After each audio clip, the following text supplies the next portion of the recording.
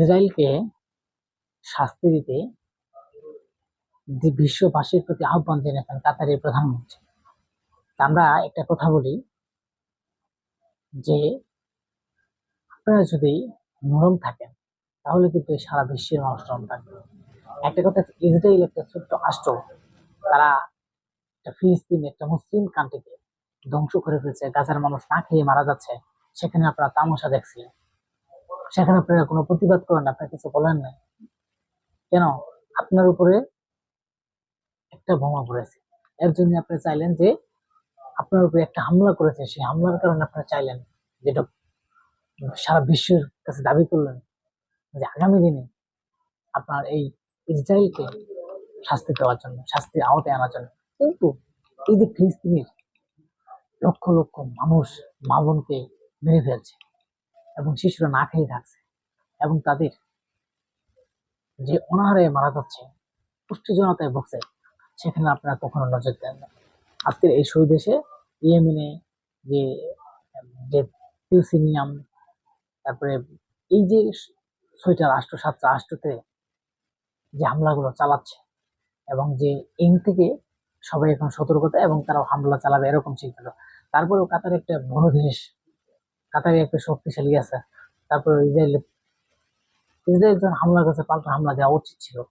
আমি মনে করি যে অনেক একটা ইতিহাসে শুনেছি যে এরকম একজন আপনার হামলা করেছে, পরবর্তীতে তারা হামলা করেছে, হামলা করার পরে তারা সিদ্ধান্ত হামলা করলো কেন, তুমি করছো কেন, এই কারণে তারা পরবর্তীতে একটা বৈশ্বিক একটা সিদ্ধান্ত নিয়েছে মানে মিল হওয়ার জন্য।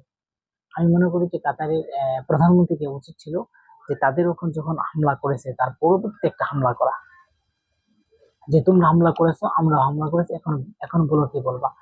কারণ এই যে 6টা রাষ্ট্র 7টা রাষ্ট্র সব মিলে যদি ইসরায়েলের বিরুদ্ধে ইসরায়েলকে হামলা করে, ইসরায়েলের পাপের ক্ষমতা আছে, ইসরায়েল শক্তিশালী হিসেবে গড়ে উঠবে, কিন্তু সবাই ভয় পাচ্ছে। এখন এই কাতারের প্রধানমন্ত্রী প্রতিবাদ না করে সারা বিশ্বের বিভিন্ন জায়গায় চাই বেড়াচ্ছে যে ইসরায়েলের শাস্তি। কেন আগে কই গেছিলেন? আগে যখন আপনার ওখানে আসে নাই, একটা কথাই আছে যে কয়েকদিন আগে একটা মিডিয়াতে আসছে যে ভবিষ্যতে সৌদি, ইরাক, ইরানেও আরো ভয়ঙ্কর ইসরায়েলের হামলা করবে।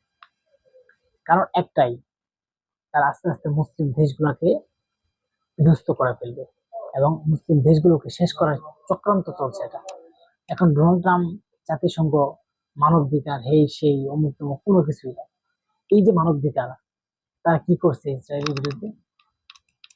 এখন এই যে ইসরায়েলকে বিশেষ সারা বিশ্বের কাছে, বিশ্ববাসীর কাছে আহ্বান করেছিলেন শাস্তির দাবির জন্য, তাহলে তারা শাস্তি দিলে না কেন?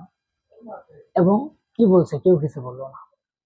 6-7 রাষ্ট্রে হুমকি দামকি দিল, কিচ্ছু বললো না, তো প্রতিবাদও করলো না। আমি আজকে দেখলাম যে ইয়েমেনের একটা, তারা একটা 2 জায়গায় ইসরায়েলে নিক্ষেপ করেছে।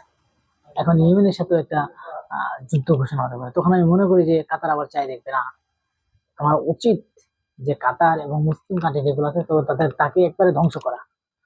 যে তিনি যেহেতু বলেছেন যে ফিলিস্তিনকে গাজাকে ধ্বংস করবে, আল্লাহ তাআলা এমন একটা সিস্টেম করবে তারই একদিন ধ্বংস হবে, এরকম